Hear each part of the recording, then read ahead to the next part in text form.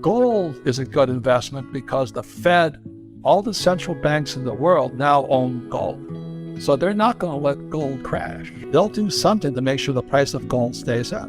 So I don't like stocks, but I like gold. Silver is getting more valuable because all the gold never disappears. It just keeps piling up. So here's stocks. The government will make sure it doesn't crash. Gold will not crash because the Fed doesn't want it.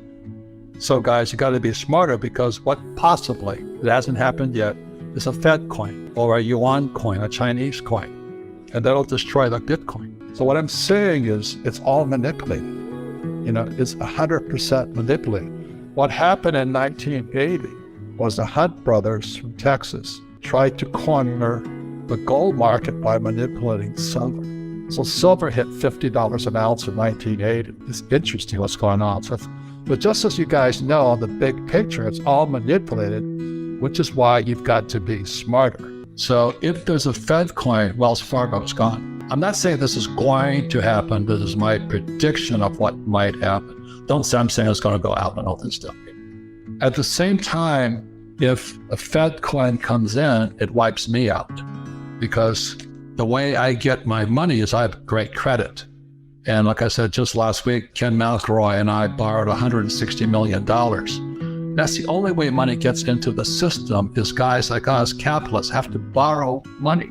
School teachers can't even get a credit card or they get a student loan. What a ripoff that is. But a guy like me will go out there and use debt. I use debt to acquire assets and I pay no taxes. But they'll never teach you that in school. That's why there's no financial education. That's why my poor dad was a Marxist, and he taught people that capitalists are crooks. And now there's crooks everywhere. There's even crooked ministers. Obama likes those guys. So it's not the money, it's the person. And our school systems intentionally decide not to teach you about money. An asset is a noun, like a house. Cash flow is a verb. So to understand if it's an asset or liability, it takes a noun plus verb.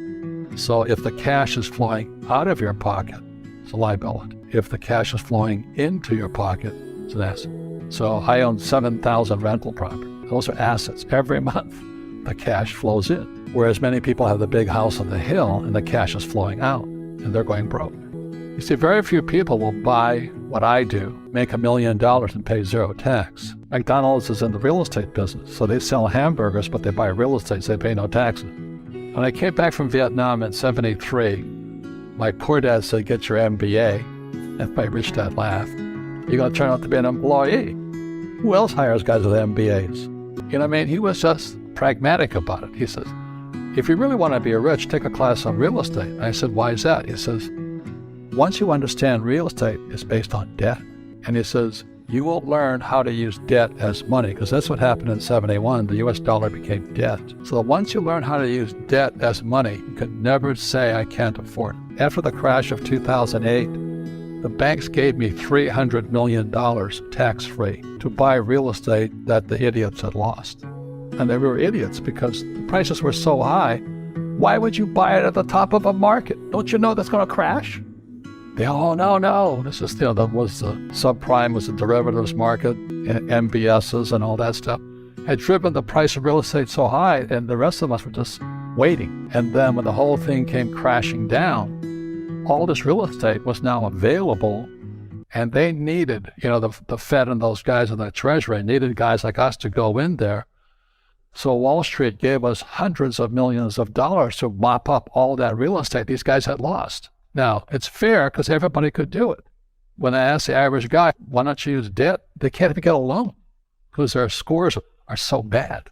So that's what's going on in the world today. They think the rich are crooks. The rich just play by different laws. So now we have the stock market, this one area of the economy, all-time highs, floating on fake money. Real estate, I don't know how people can afford to live. In New York, I was looking at a condo for $55 million.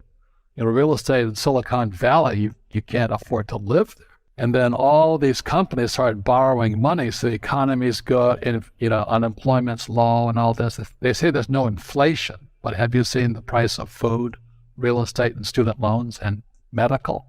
It's a bubble, So now what's going to happen is the baby boomers, my generation, are going to start to retire. There's no money there. Social Security is broke. Pensions are broke. The students are broke. They're screwing everybody with debt. This is called, not economics, this is called bubblenomics. But they'll never teach you this in school. Why do they keep printing money? Because they want to save something. Because it's an addiction. This is like heroin. The moment you take that one hit, they say, okay, I'll quit next week. And the economy gets worse, so they go, Trump gave us a tax cut in America. This thing gets bigger and bigger and bigger. So what happened in 2008, they stopped it by printing money. They call it the Great Recession. But they didn't really fix anything. Derivatives went from 700 trillion to 1.2 trillion, twice as much. And that is net. Doesn't tell the whole story. So when the recession hit, the PhD standard came in. That was Bernanke, and then Yellen. The PhD said, they have PhDs. What's no different than long-term capital, LTCM. They had Nobel Prize winners, people like my poor dad, academics, This is what's going on in the world economy today. So the baby boomers are going to retire now. Student loans are bust. So do you have to be an economist to say what's going to happen? We're fighting a 12-year war now. Entitlements are going through the roof. National debt to GDP is 109 in America, 109%. 90% is too late. We have to keep printing. The other thing the poor don't understand is the number one expense for most people is taxes. Well, the reason the rich don't work for money is number one expense is tax. See, there's three kinds of income: earned, portfolio, passive. So earned income is if I get a job, that's earned income. If I'm a doctor or a programmer, that's earned income because I'm working. If I buy, let's say, Apple for $10 and I sell it for $20, that's portfolio income, capital gains. Yeah. Passive income, which is cash flow, it's never taxed. And so all these guys are screaming right now in America, tax the rich. I said, good luck. Because most of the guys complaining, they don't know there's three kinds of income. And the rich don't have jobs anyway. They have assets. And so the average schmo out there, a poor guy, sent the kid to school. They don't learn this. The tax laws are for everybody to use if you have the right financial education. And the reason I'm an advocate of financial education, without that education, you have to pay taxes. And then they're going to try and make guys like me in jail.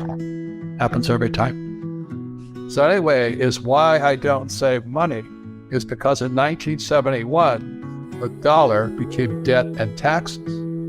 This is real financial education, what they don't teach you at school.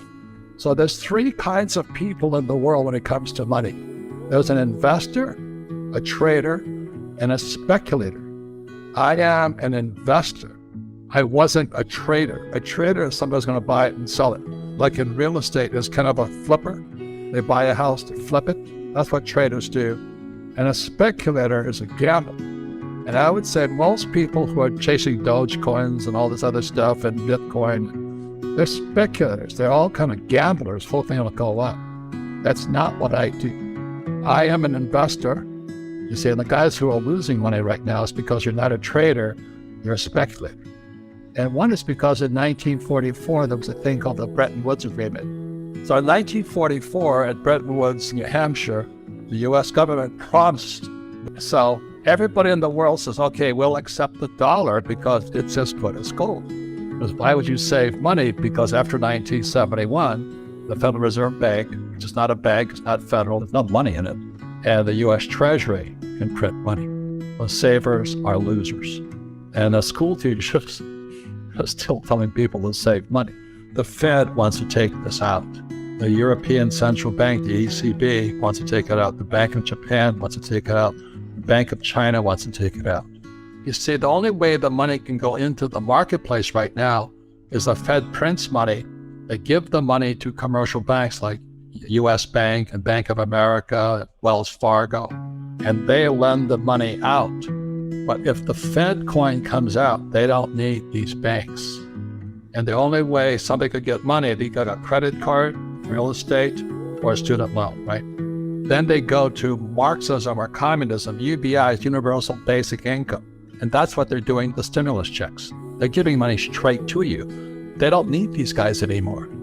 They control your thoughts. They control your breathing. They control your injections. They control your money. They control how you get your money, how much you make, where you're spending it, where can you travel. They'll know everything about you. It's called totalitarianism.